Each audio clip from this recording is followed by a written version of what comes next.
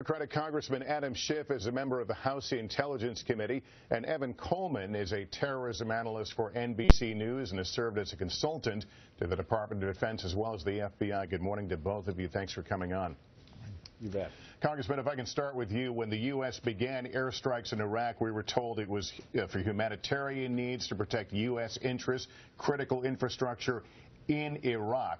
If these airstrikes now extend into Syria, does that essentially change the mission for the U.S. and the goal?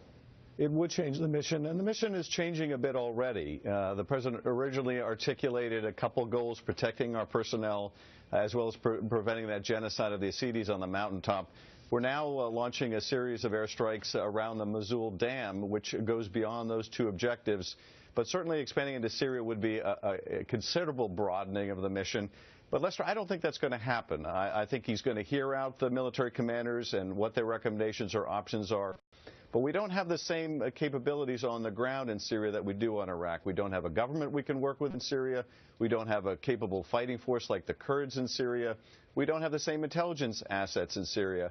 And so airstrikes alone without coordination on the ground would be very limited in effect, and I think the president is unlikely to go there in the near term. Well, let me turn to Evan then about the danger that ISIS represents. Is it a localized issue in the Middle East, or does the U.S. need to engage ISIS because it's a direct threat to the homeland? Yeah, it's a direct national security threat. There is absolute evidence at this point showing that ISIS fighters are being trained in Syria and are coming back to Europe and other Western countries with the idea of carrying out terrorist attacks. We've already seen one attack in Brussels, obviously, involving an individual who shot up a Jewish museum when he was picked up a few days later.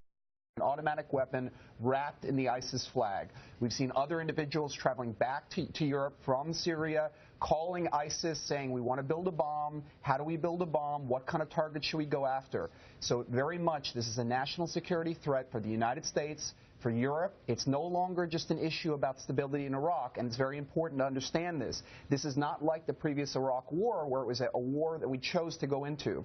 This is a war that we have no choice if we want to defend ourselves in the long run. Well, let me go back to the congressman. Do you see ISIS as a national security threat beyond the borders of Iraq and Syria, something that we here at home need to be concerned about?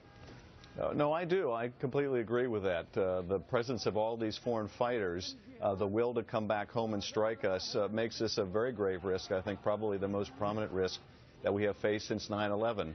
The question is whether the introduction of either armed forces or airstrikes is going to help us deal with that. And I think without a partner on the ground, it's going to be a very limited effect. So I think we have to be careful and not to be provoked by the ghastly murder of James Foley into doing things that are not productive.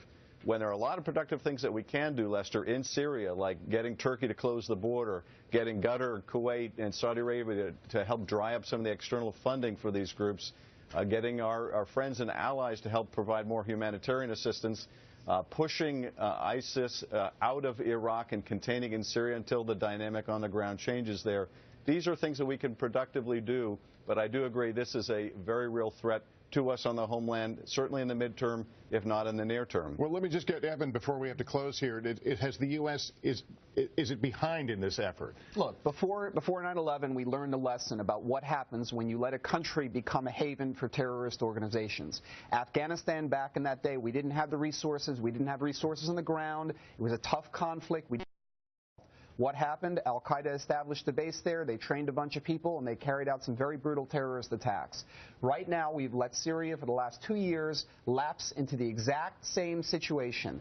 Right now, we know a very dangerous terrorist group is training people, is heavily armed, and is training Western foreign fighters, including on how to build explosives.